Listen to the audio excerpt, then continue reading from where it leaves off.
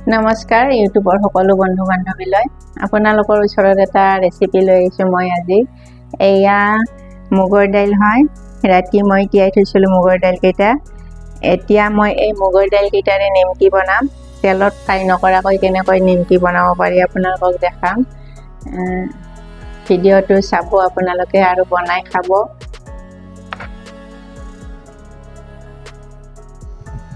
প্ৰথমতে মই মুগৰ দাইল কেইটা ভালকৈ গ্ৰাইণ্ড কৰি লম অলপ আদা আৰু দুটা জলকীয়া দিছোঁ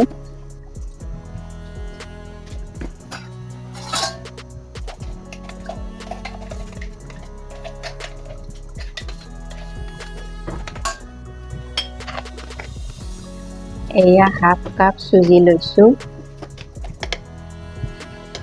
অকণমান নিমখ দিছোঁ আৰু মছলা অলপ দিছোঁ কষ্টুৰি মেথি জলকীয়া অলপ দিছোঁ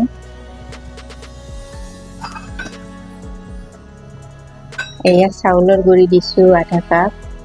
আৰু আটা দিছোঁ অলপ অকণমান ৰিফাইন দিছোঁ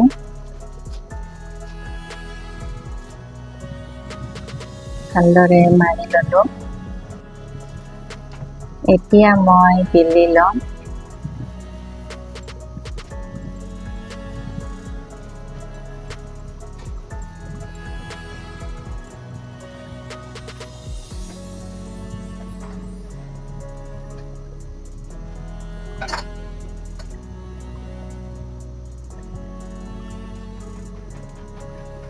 খুব টেষ্টি হয় এই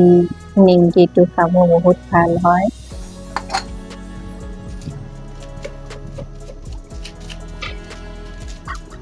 এতিয়া ট্ৰেখনত বাটাৰ পেপাৰ এখন পাৰি অকণমান তেল মুচি দিছোঁ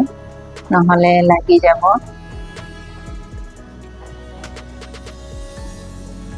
বেছি পাতল নহ'লেও হয় মিডিয়াম সাইজত বেলিব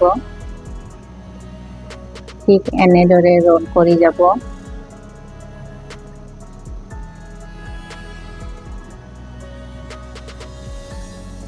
একদম ইজি হয় বনাব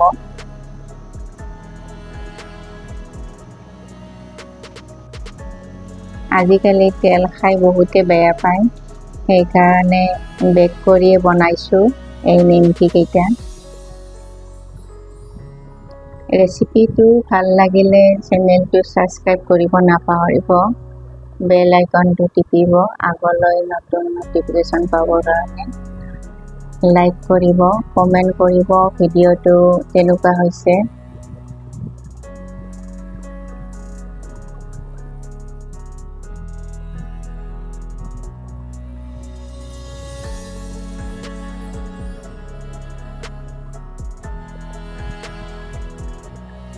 গধূলি স্নেক্সৰ কাৰণে একদম ইজি নাস্তা হয় এইটো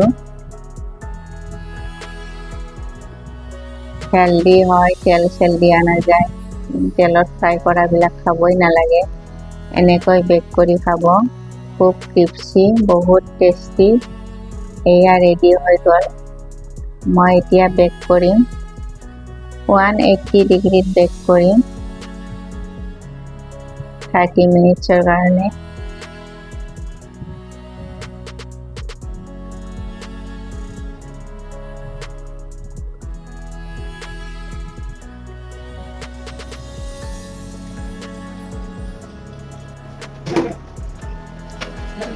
এয়া ৰেডি হৈ গ'ল নিমকি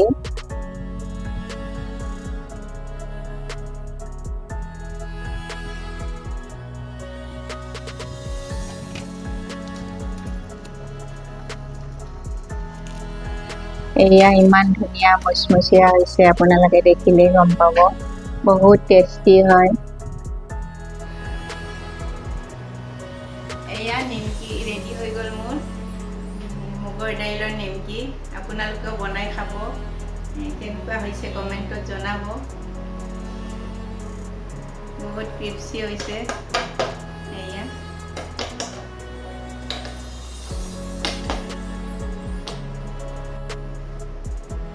গধূলি গৰম চাহৰ লগত খাব বহুত ভাল হ'ব